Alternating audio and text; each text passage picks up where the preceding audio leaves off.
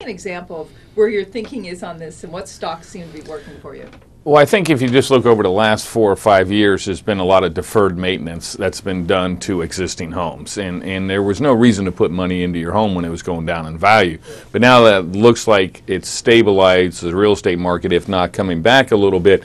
One way you can play it is home builders. That's great. But the other way to play it is ancillary business, like a Mohawk or a Pier or a Whirlpool, companies like that. Because essentially what you're looking at is people have held off on the purchases to put in new carpet or carpentry or Amasco for new faucets or whatever, or Whirlpool for a new washer or dryer or paint, whatever it is, Beacon Roofing. There's a lot of companies out there that now are going to do very well, even if housing does well, because they'll still do well with them. But if housing doesn't do as well, they're still going to do well just from the deferred maintenance aspect. How do you feel about consumer spending overall then? You must feel pretty upbeat about it. Well, I think that the people that have held their jobs or, through these economic hardship and hard times, I think they're feeling a little more comfortable about going to be continue to be employed. They've been saving their money. They certainly haven't been invested in the stock market. We know that.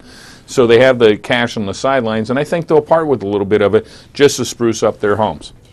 What about what's happening with the market right now? I mean, the early flows into funds seem to indicate that now there's some retail traction. Is this for real? Is this finally when the retailers come back in? I don't think the retail is going to be in for a while. I think what's going to happen is once they get their statement in the fixed income arena, when rates go up and their principal comes down, I think that's when you're going to attract a lot more money to the market from the retail side.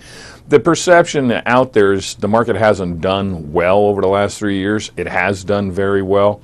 And people were still fearful of going back to March of '09, and they don't want to take that risk, especially when they say, well, the market's up 100%. And they go, I already missed it. Well, you haven't missed it. There's so much more to go in this market, but they're going to still stay on the sidelines until you get back to the late 90s euphoria.